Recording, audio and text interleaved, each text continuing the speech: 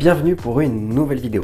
Aujourd'hui, on se retrouve pour partir direction la Grande Halle de Clermont, plus précisément le Zénith Auvergne, pour ceux qui connaissent un petit peu précisément la région clermontoise.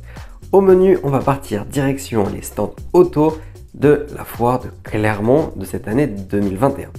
Au menu, on risque de passer chez Hyundai, on risque de passer chez Mazda, peut-être même chez Peugeot, voir s'il y a d'autres véhicules qui me tapent dans l'œil.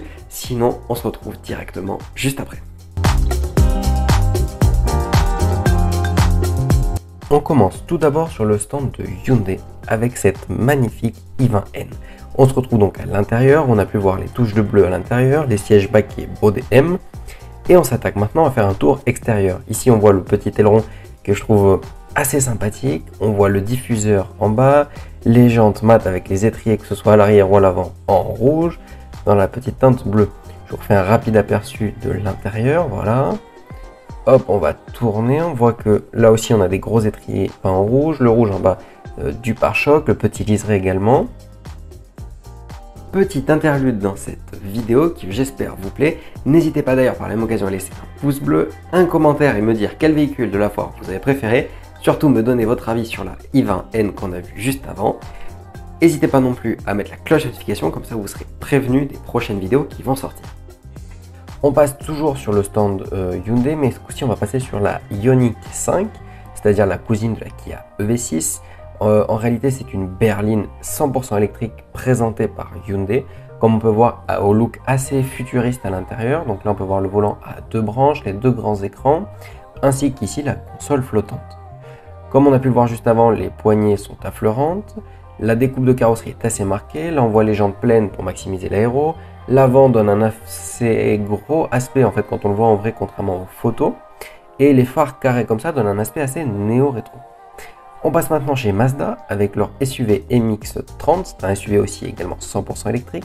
Là, on a pu voir le liège puisque Mazda est à l'origine un fabricant de liège. Et ici, on voit les portes qui s'ouvrent de manière antagoniste de chaque côté, que ce soit à gauche ou à droite. Un petit peu à la manière d'une i3. Donc ici on voit la face avant avec un regard je trouve assez agressif comme on peut le voir juste ici, d'ailleurs on va s'en approcher. Puis en plus le petit effet carbone chromé ici qui flotte est assez joli je trouve. Là on voit l'arche grise sur le dessus, un rappel de Mazda sur le côté, les feux arrière assez travaillés également en termes de relief. Et je vous remontre rapidement comment on ouvre les portes. Donc vous attrapez la poignée ici et sur l'intérieur juste là vous avez une autre poignée afin de pouvoir ouvrir la porte arrière. On fait un tour chez Suzuki, ici pas vraiment de nouveauté, plutôt là le carbone qu'on peut voir sur, en tout cas une imitation carbone qu'on peut retrouver sur cette Swift Sport, petite bombinette. Je trouvais que c'était sympa de faire le parallèle avec la i20N. Ici l'intérieur, à part cette petite insert rouge et les sièges qui sont un petit peu baquets, il n'y a quand même pas grand chose qui montre que c'est une voiture sportive. Par contre, je trouve que l'extérieur, là aussi, on voit des jantes assez grosses. On va retrouver par contre deux sorties d'échappement en termes de carrosserie, ce qui n'était pas le cas sur la i20N. Et c'est peut-être le seul défaut que je peux trouver à la Hyundai. Pour ceux qui ne le savent pas, celle-ci, c'est un petit peu moins de puissance que la i20, vu qu'on est que sur 130 chevaux contre plus de 200 tout à l'heure. Ici, on va passer sur une Mercedes avec un V8 biturbo. Il s'agit d'une S63 AMG en version coupée, avec plein de carbone, l'intérieur cuir blanc, l'extérieur blanc et les jantes typiquement AMG.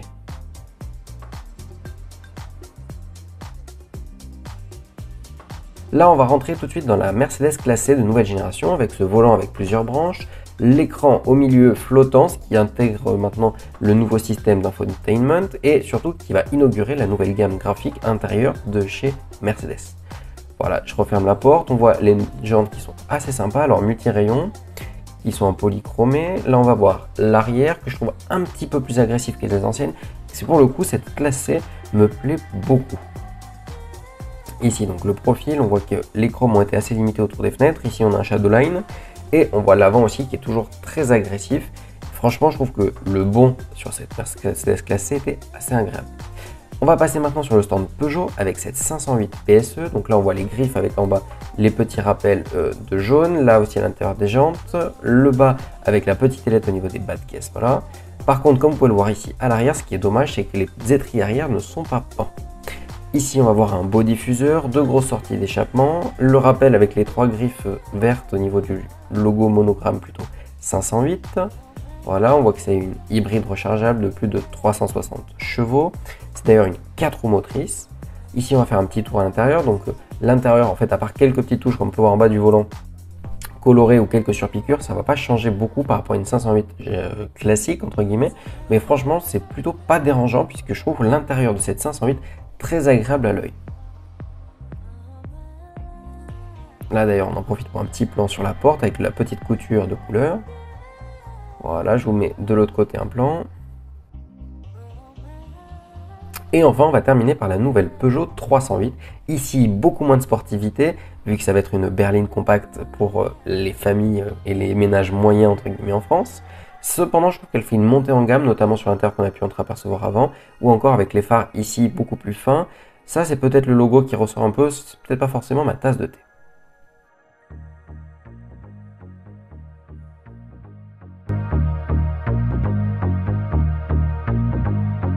Voilà, la vidéo est déjà terminée. Rendez-vous dimanche prochain pour une vidéo longue, mercredi 15h15 pour récupérer, en tout cas, le visionnage d'un short, c'est-à-dire un format court, format paysage, format portrait, pardon. Du coup, je vous conseille de le regarder sur un support mobile, type smartphone, téléphone, etc. Néanmoins, ils sont quand même accessibles via la version ordinateur de YouTube.